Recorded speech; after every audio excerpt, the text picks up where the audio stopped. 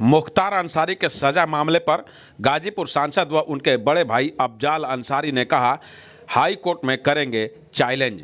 खबर गाजीपुर से है, जहां गाजीपुर के राइफल क्लब में निगरानी समिति की बैठक के दौरान अफजाल अंसारी आए हुए थे, जहां मीडिया से मुखातिब होते हुए उन्होंने मुख्तार अंसारी के 10 साल की सजा व 5 लाख के अर्थदंड के मामले पर कहा कि कोर्ट का जो फैसला है उसको हम हाई कोर्ट में चैलेंज करेंगे। इस दौरान उन्होंने और क्या कुछ कहा, खुद सुने।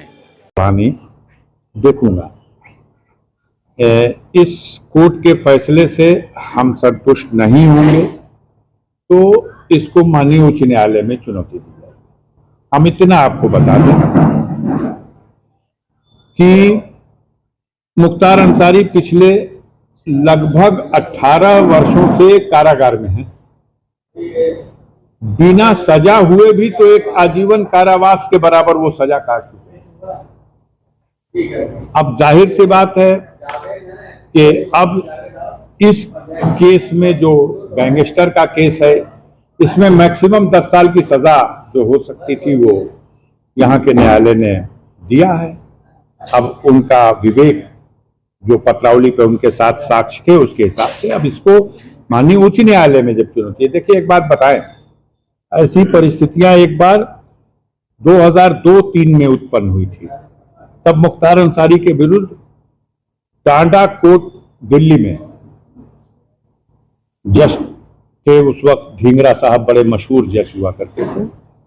उन्होंने इसी तरह से 10 साल की सजा मुख्तार अंसारी को टांडा में दी थी और माननीय सर्वोच्च न्यायालय में उस सजा के आदेश को चुनौती दी गई थी, क्योंकि टांडा हाईकोर्ट में नहीं उसको चुनौती, वो हाईकोर्ट के पैरेलल उसके भी हाफ पे ये कोर्ट होती थी, स्पेशल कोर्ट, तो उसको सुप्रीम कोर्ट में चुनौती दी गई। अब माननीय सर्वोच्च न्यायालय ने उन्हें बाइज्जत बरी कर दिया। मुद्दा भी अजीब तरह का है। यहां जो मुद्दा था उनके वकीलों ने जो उठाया वो ये उठाया कि यूपी गैंगस्टर एक्ट 1986, इसमें इस तरह की व्यवस्था है कि ये पुलिस जब किसी के विरुद्ध कायम करती है तो साथ ही साथ वो डीएम से उसका अप्रूवल लेती है और डीएम से अप्रूवल लेने के बाद किसी के विरुद्ध गैंगस्टर का मुकदमा कायम होता है और फिर उसकी जब चार्जशीट देती है तब डीएम से अप्रूवल ले लेती है। मुख्तार अंसारी के गाजीपुर वाले केस में इतना तो स्पष्ट है कि अप्रूवल डीएम से नहीं लिया गया, यह बिल्कुल स्पष्ट है। यहां पे जब उन लोगों ने यह दरखास्त डाली कि अप्रूवल के बगैर ये केस हमारे विरुद्ध कैसे चलाया जाए, तो यहां न्यायालय ने उनकी एप्लीकेशन खारिज कर दी। वो लोग हाईकोर्ट चले गए।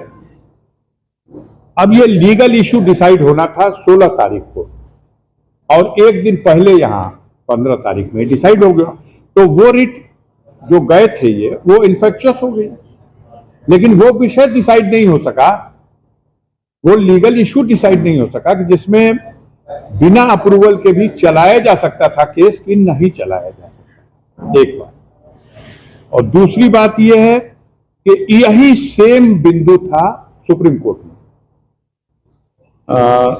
इन्होंने भी जो ढींगरा साहब ने जो सजा दी थी 10 साल की, उसमें एक ही विषय चैलेंज हुआ था सुप्रीम कोर्ट में कि मुख्तार अंसारी के विरुद्ध टांडा के मुकदमे में कमिश्नर दिल्ली ने अप्रूवल नहीं दिया है और माननीय सर्वोच्च न्यायालय ने उनकी अपील को स्वीकार कर लिया था और जो सजा का आदेश था उसको समाप्त कर दिया था।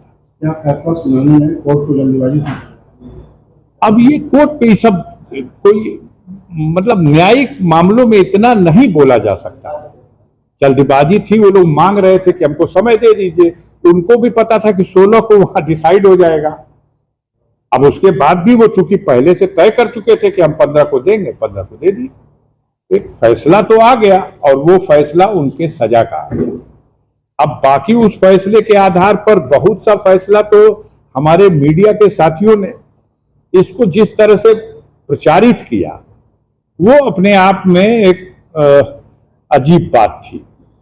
देश में बहुत से ऐसी कार्रवाइयां हो रही हैं, गाजीपुर में भी बहुत से केस ट्रायल हो रहे हैं, लेकिन स्पेशली मुख्तार अंसारी के मामले को जो हाईलाइट किया गया, तो उसको मुझे यह लगता है कि कहीं ना कहीं इसमें राजनीतिक कारण भी मामले को हाईलाइट करने के लिए है। तमाम बयानात आए और लोगों ने उसके लिए खुशी मनाई, वो सब ठीक है, चलिए मुकदमे हैं, और मुकदमे जब न्यायालय में, हमें बस इतना संतुष्ट है कि किसी के विरुद्ध जब आरोप हो तो उस आरोप का परीक्षण न्यायालय में हो और न्याय के मार्ग पर जो उचित हो उसके हिसाब से उसका निस्तारण हो।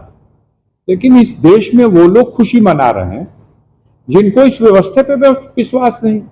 अब गुड्डू भाई के ऊपर मुकदमा कायम हो जाए दंगा करने का, फसाद करने का, अब गुड्डू भाई अपने मुकदमे का विचारण कोर्ट में नहीं कराएंगे और अफजाल अंसारी पे मुकदमा कायम हो जाए तो डे बाय डे करा देंगे। ये सब जनता भी तो देख रही है, उसको भी तो लग रहा है कि कुछ अधिक हो रहा है, इफरात हो रहा है, देखा जाएगा। अभी तो जो एक बात है कि एक कोर्ट का निर्णय आया है और न्यायिक प्रक्रिया है, उसमें कोई टीका टिप्पणी का अवसर नहीं।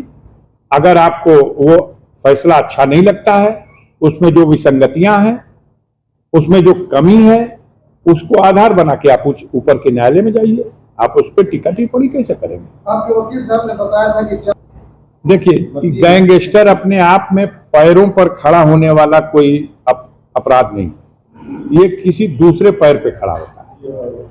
जैसे किसी के विरुद्ध एक मुकदमा है या किसी के विरुद्ध 2-4 मुकदमा है, तो जब गैंगस्टर का मुकदमा कायम होता है तब उसमें लिखा जाता है कि ये आदमी गैंगस्टर एक्ट में इसलिए इसके खिलाफ मुकदमा कायम किया जा रहा कि इसने फला जगह घटना की, फला जगह घटना की, फला जगह घटना की, इन घटनाओं में ये अभियुक्त है और इसलिए अभी ये बहुत सिलसिले से घटनाएं कर रहा, इसलिए इसके विरुद्ध हम गैंगस्टर एक्ट की कार्रवाई कर रहे हैं।